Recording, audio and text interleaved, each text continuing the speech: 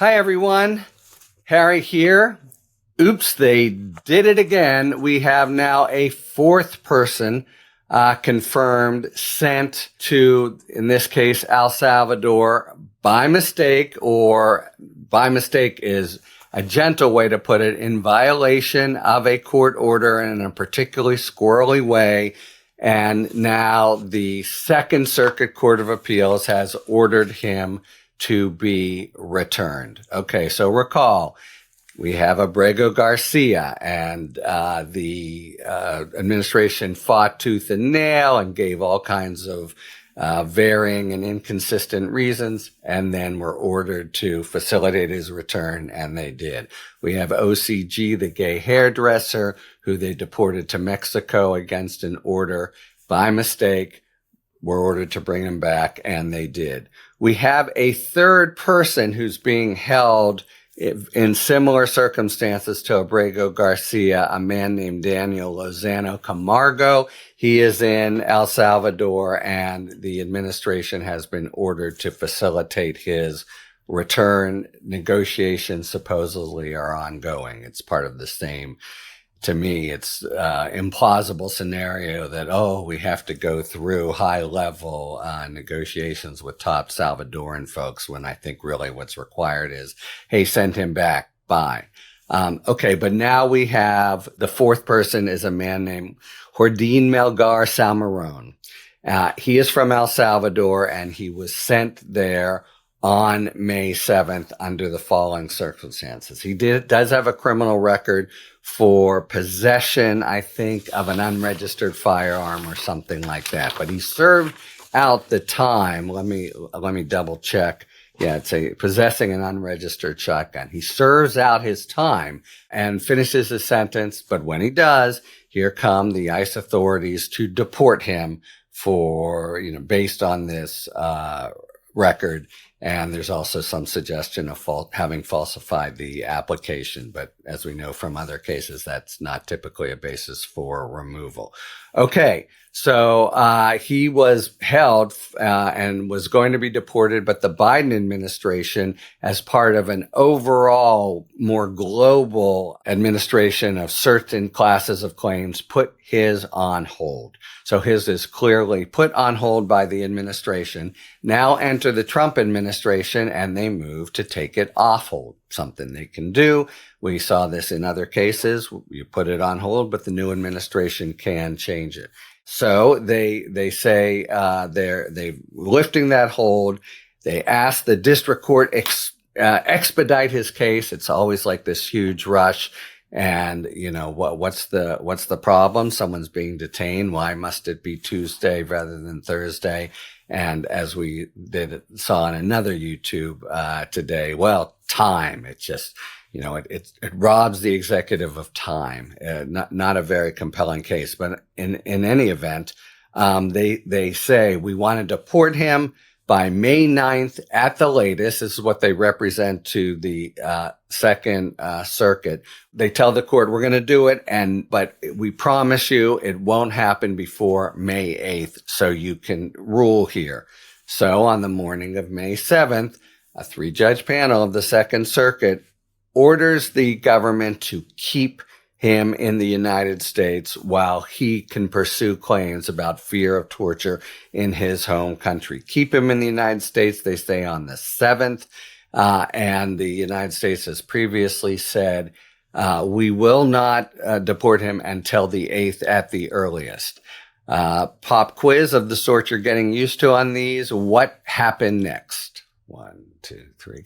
You got it. A half an hour later, Melgar Salmeron was on a plane, whisked away in violation, first, contradiction of their own representation. We won't do it before the 8th. And in violation of the express order by the Second Circuit, do not do this, so he can pursue claims of fear and torture. And you can only imagine there have been other cases like Boseberg where courts, having been defied like this, want to get to the bottom of it because it seems like flagrant contempt.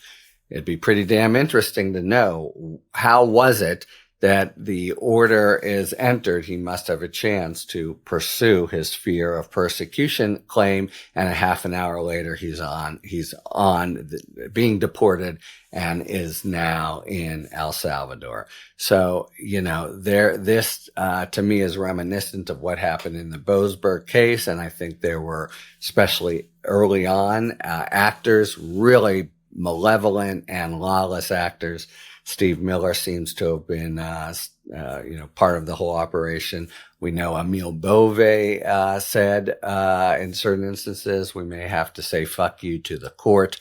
So it seems like they were in an operating mode of the court says this. How do we get away with it? Quick, let's get him onto the plane, and then we'll try to make excuses later. So it's pretty outrageous behavior, contemptuous, and very much of a piece with what they did with Abrego Garcia. So now the Second Circuit has come in and said, treat him, and they cite the Supreme Court, treat him the way the Supreme Court said you have to treat Abrego Garcia. We want you to ensure that his case, and this is a line from what the court wrote in Abrego Garcia, a different line than's been pointed to before with facilitate and effectuate. We want to ensure that his case is handled as it would have been had he not been improperly sent to El Salvador. You do that, and you do that now. And by the way, we want to report next week about just what's going on. And we're now in the same kind of exercise, you could say, charade, you could say, but there's, going to be the court putting pressure on the administration, which will be pushing back and making it seem like it's moving heaven and earth to get another mistakenly deported person sent down there. Let's just end with, we should not get too used to this. When we first heard about Abrego Garcia, what an ultimate Kafkaesque horror. A guy being sent down when he has an order not to be sent down, in rank violation of that order. In his case, in some ways even worse, no notice and the like. That just should never happen in a civilized society governed by the rule of law. I mean, mistakes can happen indeed. What they said, here's what the United States, when it fessed up, said it was a confluence of administrative errors that sent him down. Okay. Confluence of administrative, it can happen. Of course, it's one reason why the executive shouldn't have unreviewed power, but it's another reason why the executive ought to be moving heaven and earth or doing whatever it can to rectify its mistake, given what it has occasioned on the other side. Someone who shouldn't be there in this high-tech, torture pit, or at least as it's been portrayed, down in El Salvador. We're now talking about 4 times.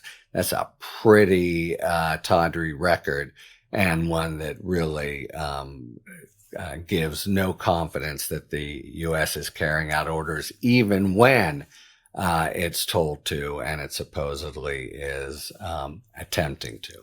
And then there's the other tawdry record of trying to bob and weave and get out of the orders and the like. They both come together here, as they did with Abrego Garcia.